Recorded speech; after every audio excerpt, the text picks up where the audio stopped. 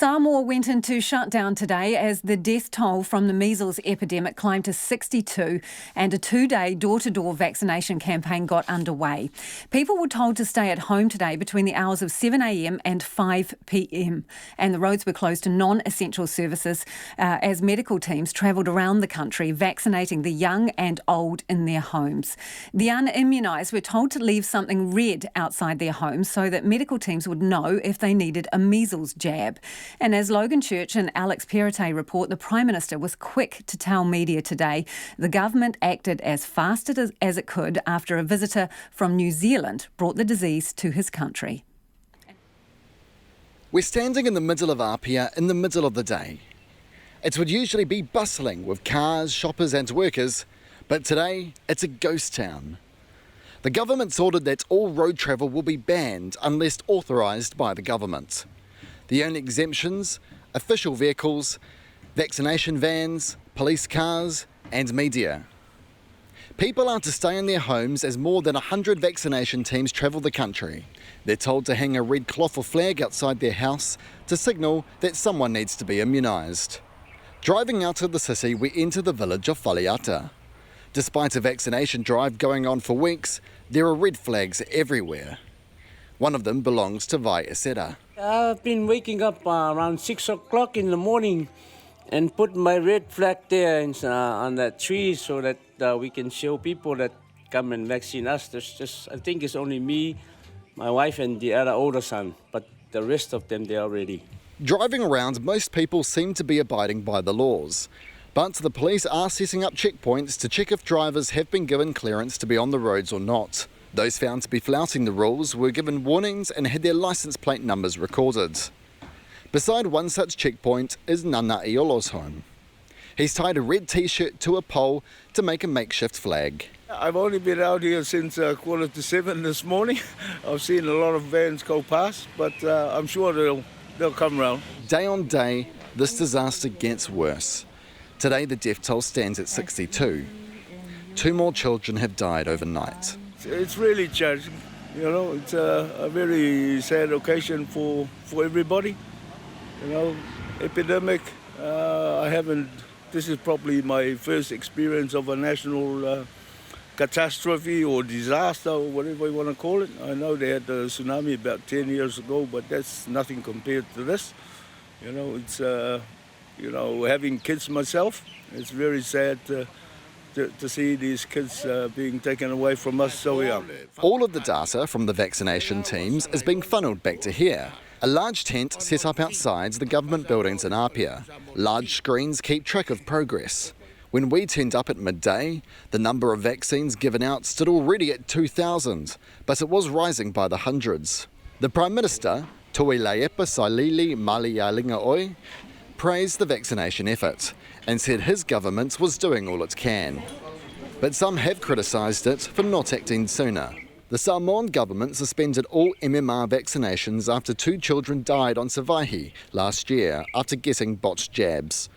It took 8 months for the immunisation program to get back up and running.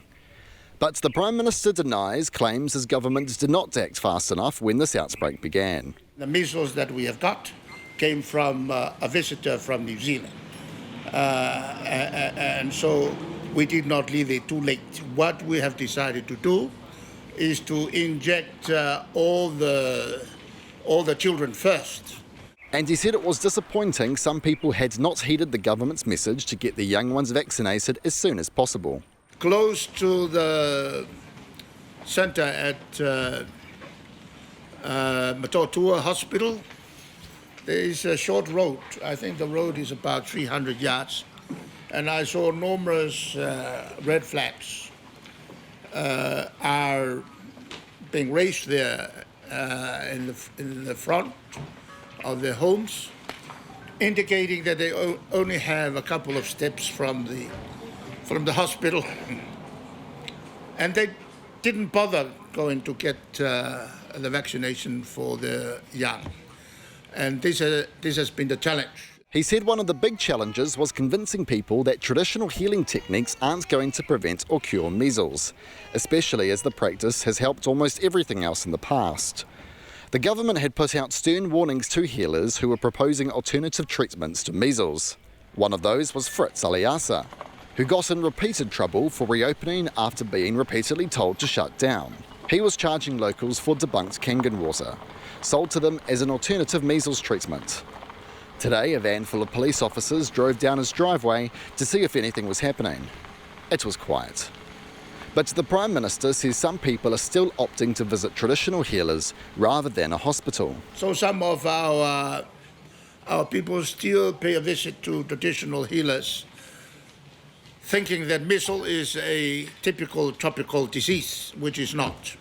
And on top of that, we also have those who have their own sideline, and they saw the opportunity to make a buck. Meanwhile, back out on the roads, everything is quiet. It will stay this way tomorrow, the second and final day of the shutdown. And with the death toll rising every day, there is no way of knowing when this epidemic will be over. But plenty of people here are praying it's very soon. In Apia, Logan Church. And Logan joins us now live from Apia. Logan, can you bring us up to date? How many people were vaccinated today? Hi Lisa, well I'm standing right outside the data crunching nerve centre of this 2-day vaccination operation. Just a few minutes ago we heard that the number of people who had got the jab today was just under 5,000. Now just to give you an idea of the resource that was sent out today, more than 120 vans and cars with vaccination teams were sent out all over Samoa. Each of them had 200 vaccines. Now we're also speaking to some of those data specialists in the tent behind me just before, and they believe by the end of the day when all the data comes in, they think that about 6,000 people in total were vaccinated. We know that there has been some reluctance from some parents to get their children vaccinated. What about the older people in your story? Well, we heard from the Prime Minister just before in the tents behind me about this. The focus until now has really been on the children, that very vulnerable age group of 6 months to 4 years old, where the majority of those who have died have come out of. However, as of today, the vaccination teams will be targeting everybody. Anyone who needs a jab will ideally get one. And the first man that we spoke to in our story, in fact, all of his children had got vaccinated. He was the only one left, which is why he was sort of standing at the side of the road waiting for the vaccination teams to arrive. But as I say, Lisa, from now on, everyone is the target age group. No one at this stage is planning to be left out. Okay, so 2 more deaths overnight. What difference is the mass vaccination program going to make? The sad thing, Lisa, is in the short run, it probably actually won't make too much of a difference to that really depressingly smallly rising death toll that's just day on day getting higher. 2 young children died in the last 24 hours. Now, the reason for this is that the jab, the vaccine, takes 2 weeks to actually kick in. So it's 2 weeks before you are effectively immunised from measles. So those who are who got the vaccination, got the jab today, they will only become immune just before Christmas. So you have to sort of push your dates out like that. So in the short term, a lot of people here are thinking that the death rate will sadly keep rising. But in the long run, certainly the people behind me in this tent complex are hoping that this will be what it takes to get this epidemic under control. The Samoan Prime Minister, what did he have to say at his press conference today, particularly about the 8-month halt to the country's vaccination program? Well, he said repeatedly that it was too early to be doing the blame game, as he described it, and he didn't really want to go into answering questions today. We also asked him about the ongoing civil court case, but as he said, as it is before the courts, he can't comment. He did say, however, that it was a tragic loss of life of the 2 kids who sparked that 8th month, the death of the 2 kids rather, who sparked that 8th month stand down of the vaccination program, but certainly from the authorities' perspectives here, they don't want to be talking about that at the moment to us. They are really keen to sort of get their message about vaccinations behind me. Actually, you might be hearing some clapping behind me, Lisa. That indicates they've actually just got over that 5,000 vaccination threshold, which they're clearly quite happy about, and that's also the message that the government is wanting to get out today, is that this is the time to get its population vaccinated and in time immune to measles. So a lot of people will be interested in the story of little Frederick, who we've been talking about this week. He went home from New Zealand without his booster shot. Did he get vaccinated today?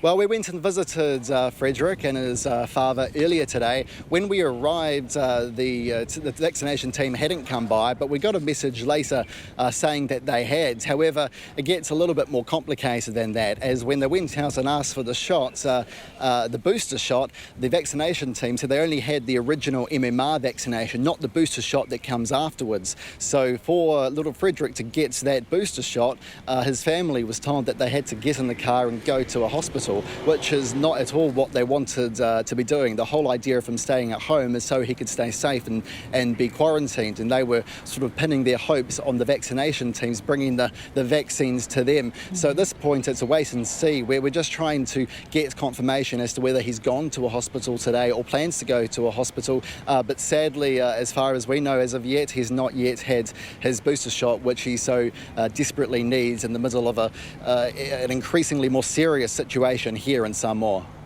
Thank you, Logan. Logan Church joining us live there from Apia.